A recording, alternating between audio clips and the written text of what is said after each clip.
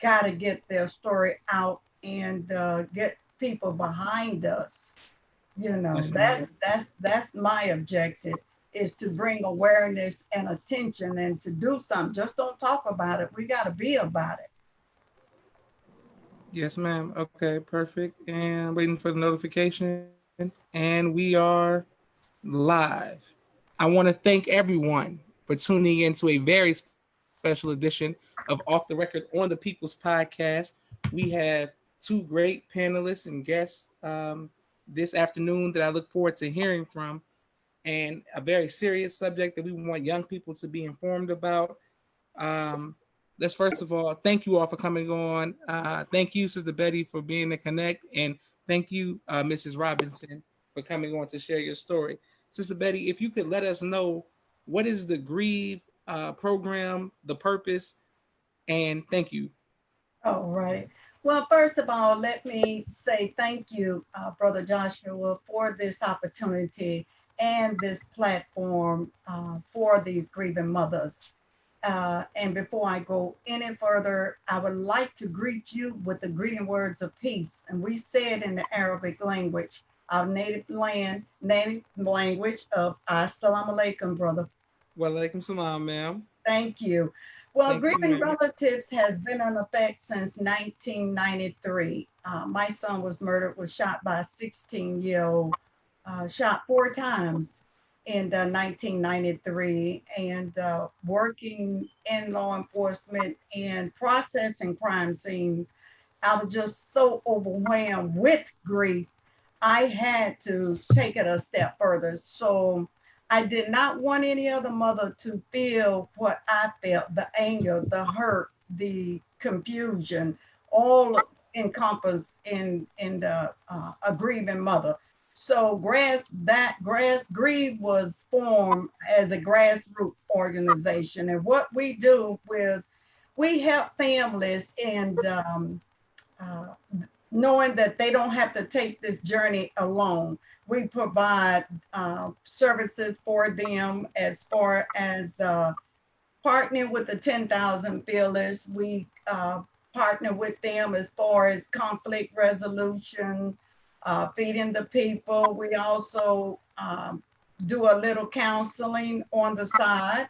Yes, And ma'am. we also, with Congressman Hank Johnson, we also advocate in passing this legislation, which is HR 5777, which is police accountability, and 5778, which is the cooling off period for the police officers. And that gives them time, you know, to cool off and get their story together and so forth, which nobody else has that opportunity. So we out there trying to help other families deal with the loss of their loved one.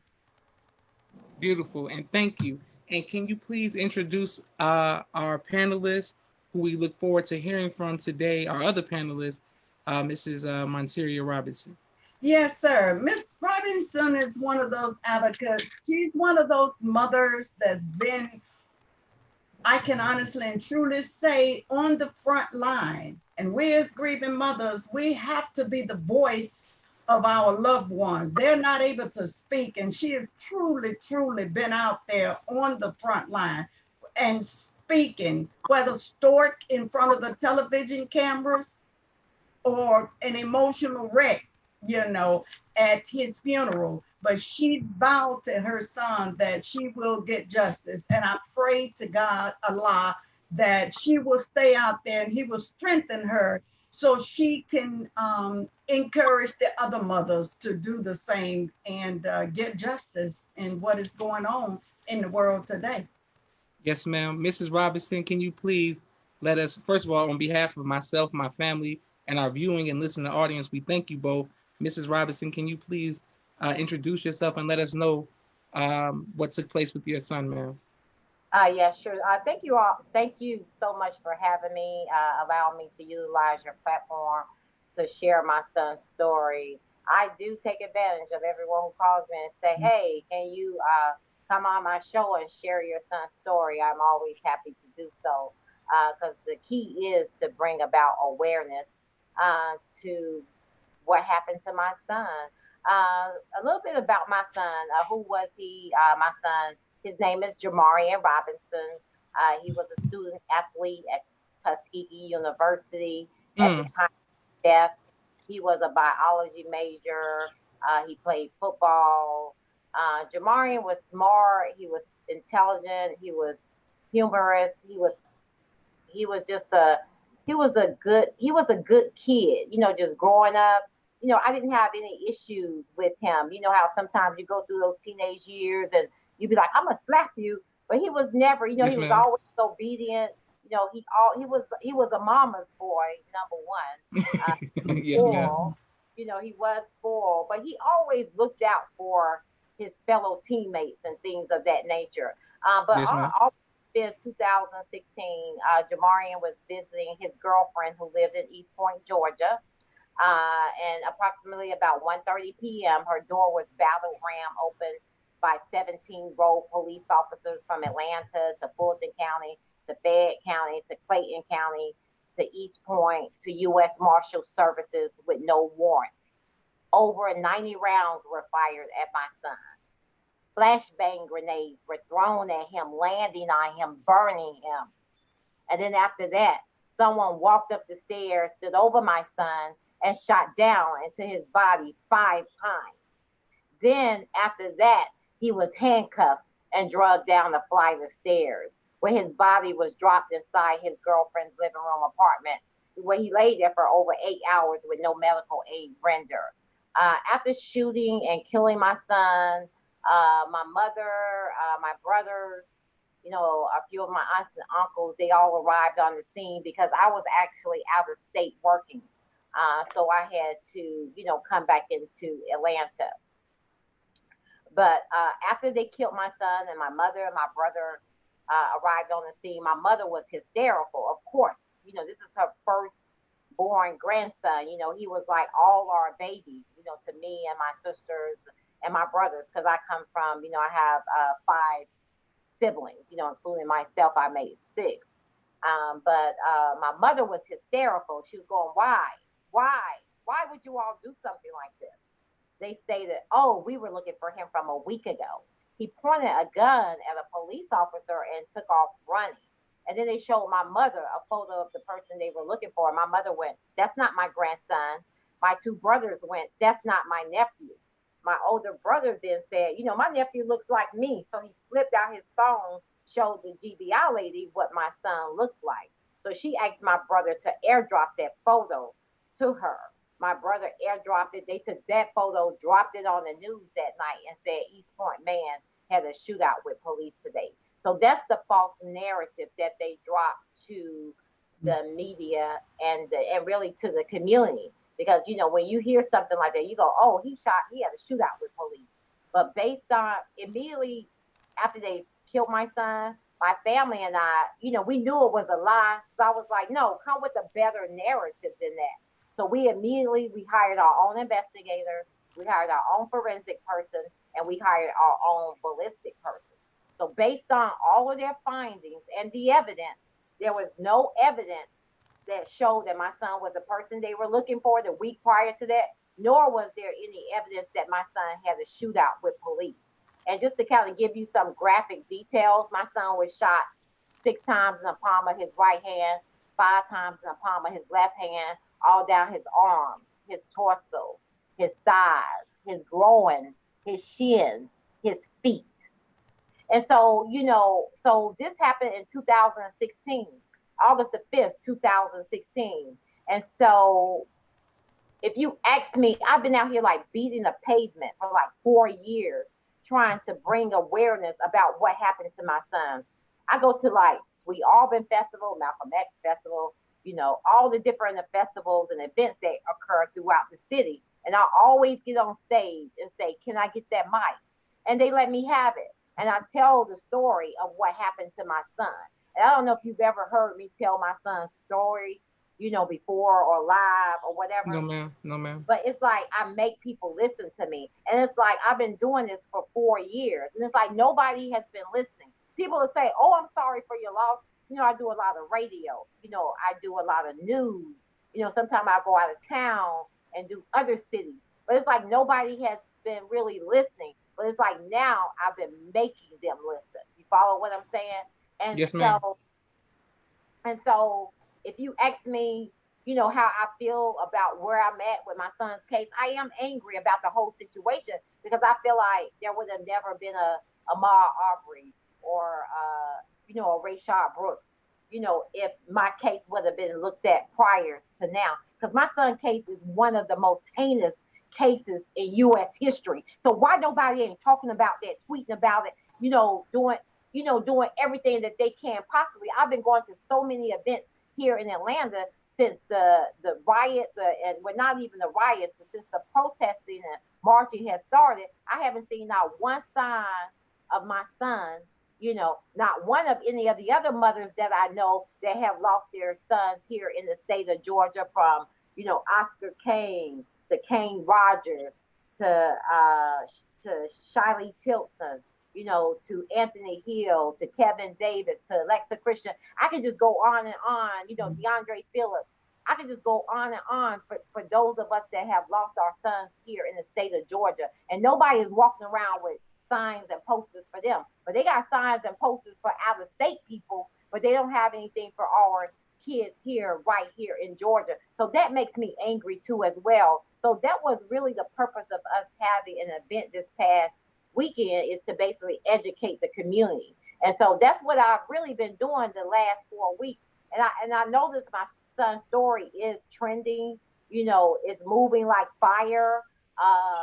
And so I am grateful, to that. But if you ask me, well, I'm gonna just let you ask me some questions. So I just kind of, stop right there and kind of just let you, you know. Yes, ma'am. I want to thank you for your strength and your resilience. I thank you on behalf of myself, my family, and the viewing audience. Um, for the people who don't know, can you say your son's name one more time so that we can begin to get it to trend Yes, on yes. I social want to say his name. My son's name is Jamar Ian media? Robinson, and that's JAMARION, and it's hashtag Justice for Jamarian, JAMARION. So yes, definitely say his name. Don't leave him out. He is, as I stated, his case is one of the most graphic or heinous cases in U.S. history, and why no one is talking about it. And this happened 4 years ago, and I and if you Google my son's name, I pop up everywhere. That just shows how aggressively I've been. But I really went into my very, very aggressive mode, I would say, when the protesting and everything started to happen. Because I remember about 2 days right before Ahmaud Arbery was killed, and I would say 4 years ago, our social media wasn't as prevalent as it is right now today. How you have the Instagram, the TikTok, and all of the different Twitter. I think really about 4 years ago, most people were just kind of doing Facebook. And if you don't have really that many friends, then your story kind of didn't really move. But I remember right before Ahmaud Arbery was killed, about 2 days prior to that, I dropped my son graphic photos, on Facebook. I got over 5,000 shares, right? And then about 2 days later, Ahmaud Arbery was killed, and then I dropped his, something on TikTok like 2 days later about my son and what happened to him. I got like over 100,000 views. And so after that, I just kept going aggressively, and I just started showing up at all the marches, protests. I'm still showing up. Like right now, today, Yes, I'm ma'am. still showing up. So I've been doing, probably in a week. Sometimes I've been doing about 6 events, 5 to 6 in a week. Because I was like, by the end of June, everybody in Atlanta, Georgia, will know my son's name. And Yes, I ma'am. think right now I'm at about 70%. You follow what I'm saying? Yes, People ma'am. know Yes, what my ma'am. son name is, because like now my mom and my different people that I know is talking about him. They be like, "Oh, I heard him," or "I saw his mom," or "Oh, you know what I mean." So everybody, like my best friend told me she went to the dentist the other day and she held my son button, and the lady asked her about my son. She asked her, did she said something about her button, and so my best friend asked her, "Are you familiar with his case?" And she said, "Yes, I am." And this was Mm, far mm. from where she lived.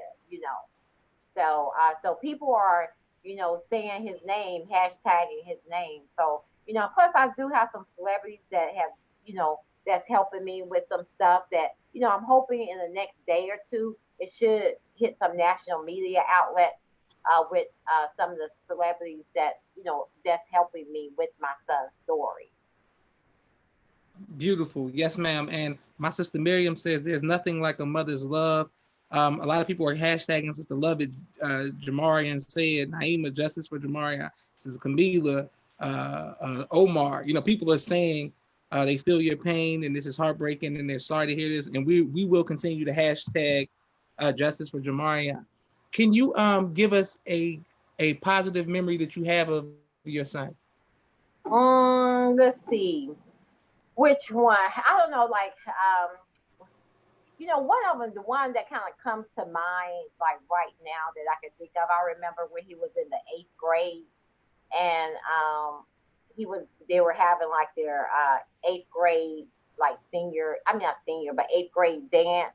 And so I called him and I said, "Okay, I'm on my way home to pick you up. I'll be there in like 5 minutes."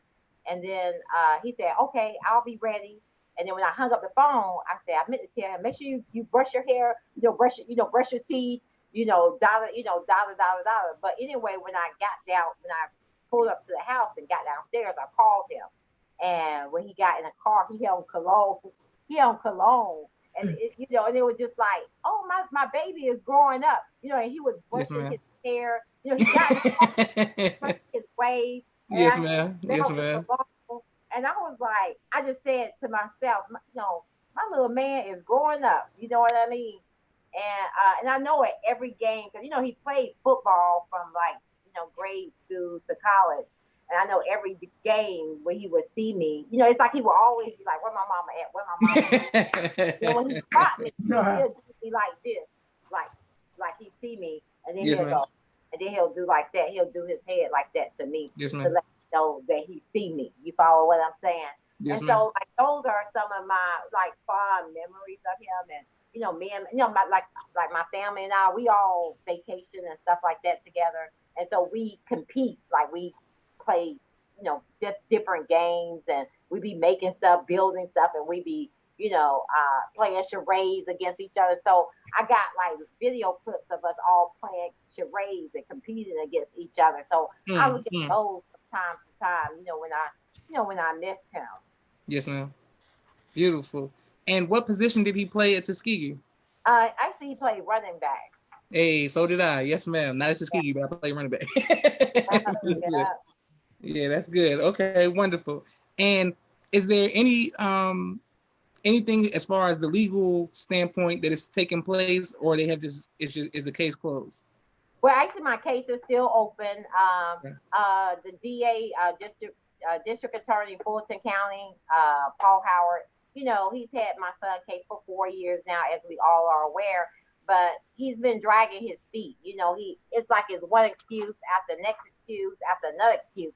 So recently, on June 2nd, he stated to me that, oh, I cannot arrest the officers involved in your son's case because they were all federal employees and they're protected by the federal government. And so when I spoke with my attorney was like, no, they're not. So he sent me this document right here. And in this paragraph right here, it clearly states that they were not, federal employees. And this document is actually their like oath of office.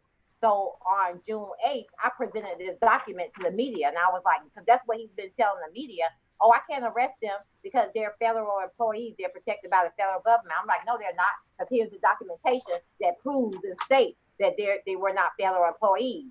And then when Rashad Brooks was killed and the tasing of the students, because let's start with the tasing of the two college students. So you recall that incident that Yes, ma'am. happened May 30th, correct? Yes, ma'am. One of those officers that was involved in the tasing of the students. His name is Willie T. Sauls. He was also involved in my son's murder as well. He was uh, he was actually the one who handcuffed my son and drug him down a flight of stairs. But he also killed someone in 1995 as well as in 2012. So he was involved in the tasing of the students, and he was also involved in my son's murder. So my question is, why is he still on the streets? Why is he still in our community? And that's not even the only one. I have, let's see, I have another officer that was involved in my son's death. His name is Daniel Timothy Dole. He has a history of corruption, armed robbery, false arrest, illegal searches, burglary, and intimidation of individuals. You also have another one by the name of Christopher Hutchins. He has a history of DA seeking grand jury indictment for felony murder. So who are the criminals now? You follow what I'm saying? Yes, And ma'am. so is I said to him, I want these officers arrested. I want them off the streets because if they the the incident that happened with the students, you saw how the cameras were rolling Yes, and they ma'am. were saying guns, guns, guns.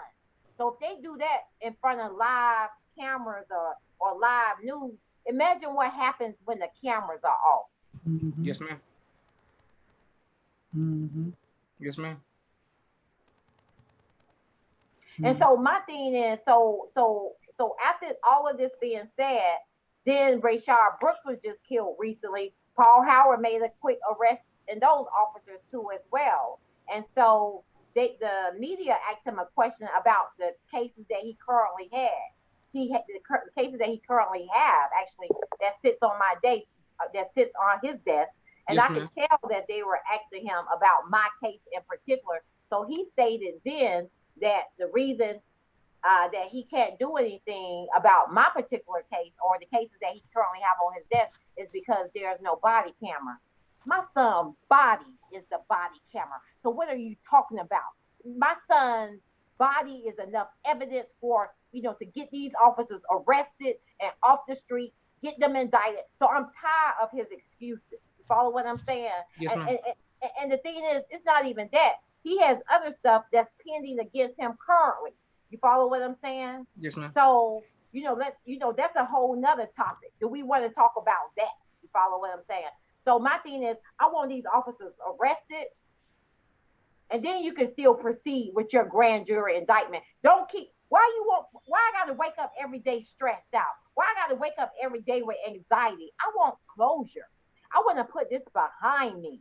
Yes, And ma'am. then you telling my attorney to move forward with my civil case. Why would you tell my attorney that? Because you can't do the civil case before the criminal case. You can't do that. It doesn't Mm, work like that. mm.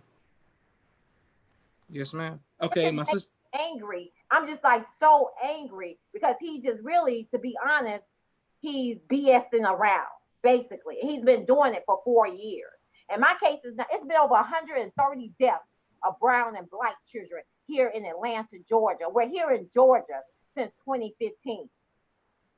So if you encompass all the like surrounding cities, like Marietta, Georgia, Riverdale, Georgia, Columbus, Georgia, it's been over 130 deaths, and nobody is talking about that. When Keisha Lance Bottom and Governor Kemp get on the news, they talking about what's going on in Minnesota and in Chicago and those other states. No, we got our own deaths. We rank number 10. Atlanta is ranked number 10 with the most fatal police shootings. Let's talk about what's going on in your state, Keisha Lance Bottom and Governor Kemp. You can't talk about what's going on in other people's state and sending your condolences to them and crying about what's happening to. No, cry about the cases right here in the city of Atlanta, starting with Jamar Ian Robinson, Oscar Kane Rogers, Alexa Christian, Anthony Hill, DeAndre Phillips, Jabril Robinson, Javis Benjamin. Say their names. Let's talk about that. Let's address that. And then I remember too, during the marching and protesting, she was saying, oh, Chief Erica Shields was appalled by what happened to George Floyd. No, Chief Erica Shields, you should have been appalled by what happened to Jamarian Robinson. 76 bullet wounds to his body. When you got his case, You closed the incident report when it came across your case, when it came across her desk. She closed Jamar Ian Robinson incident report. So she found her officers within Fulton County not guilty or of anything. How can you find them not guilty of anything and close the incident report and not hold them responsible and say that you find George Floyd's death appalling? No, Jamar Ian Robinson's death is appalling. That happened in your state, the state of Georgia. Yes, ma'am. Absolutely. And we're here to support you, sister, in the People's Podcast. Anytime you want to come on, you or Sister Betty, you can. My sister Miriam wants to know, are there any action items or steps we can take to help Yes, Jamarion's case, or a yes. site to donate to his legal aid? I have all of that right here. Please go to change.org and sign the petition. It's Justice for Jamarian, and that's JAMARION. Also, contact Fulton County Courthouse. Their number is 404 224 3230, and ask them to make an immediate arrest of the officers that's responsible for Jamarian Robinson's murder. Also, you can leave a public comment on all Atlanta City Council meetings demanding them to implement policies circle around police misconduct. And they can donate at my GoFundMe. It's Justice for Jamarian. So it's GoFundMe, Justice for Jamarian. And also I have Cash App if they want to do something quicker. I know a lot of people like Cash App. Yes, ma'am. Yes, ma'am. My Cash App is Monty, MONTIROBINSON. So they can donate there as well. I'm also on all social media outlets at Justice for Jamarian. So Instagram, TikTok, all of the above, Justice for Jamarian. And also you can find me on all social media outlets too as Monteria Robinson. And that's my name, MONTERIA. I appreciate you allowing me to utilize your platform. Anytime, man. Story. The more awareness I bring about, I just want people to know that, if you're it doesn't matter if you're a parent or not a parent, you are in danger. You follow what I'm saying? Yes, I ma'am. say to people, your children are in danger. So yes, be afraid, be worried, so, we got to fight this fight because the revolution is here. This is a movement and it's Yes, time ma'am. for change. It's time for a change. Yes, if ma'am. you all don't know Jamarian's story, Google it. Go on YouTube. There are several things out there, with me giving speeches, and you will find that I am a firecracker. Yes, I don't ma'am. play them. Well, beautiful. I want to thank you both. A lot of people are giving you comments and saying, yes, ma'am, keep fighting. That's going to be saying, keep fighting. The fight, we are here with you. We're going to support you. And let's make sure that we all follow you on social media and continue to support you and Sister Betty. Sister Betty it's a shame that so many mothers, she gave me a list of so many names of people who want to come on. So at least once a week, I'm going to have a different mother telling their story. And we're going to continue to keep up with each mother to highlight you all. Share your fans to share. Please share our stories, and say their names and have conversations talking about them. Have you heard of the case of Jamar Ian Robinson, young man, Tuskegee University student, over 90 rounds fired at him, 76 bullet wounds to his body. Share his story, share. So that's what I ask of your listeners, to please share his story and continue to say his name. Yes, ma'am. We will continue to say his name. I thank you very much. I don't know. I only know it has to be God that gives you the strength, because my mother, Lord have mercy, I would hate for her. It would be the love of a mother is something special, man. I would hate for any mother that goes through this and have to go through that. Rooted. It's so deeply rooted, and it's like, since the years have gone by, I don't know, it's like it's a new day, it's a new era for me, and it's like, I always just say, I'm a queen, I'm a warrior. Yes, ma'am. Yes, ma'am. And you'll see it when if you go in and watch any of my recent videos, you're gonna be like, Miss Robinson don't play. Yes, ma'am. House down, and I do. So, but once again, thank you for allowing me to utilize your platform. I greatly appreciate it. Thank you very much. And thank you, Sister Betty. Thank you all for your strength. And I pray that justice comes swift very soon. God bless you all. Thank you all for watching the People's Podcast. Have a great day. Thank you Bye. so much.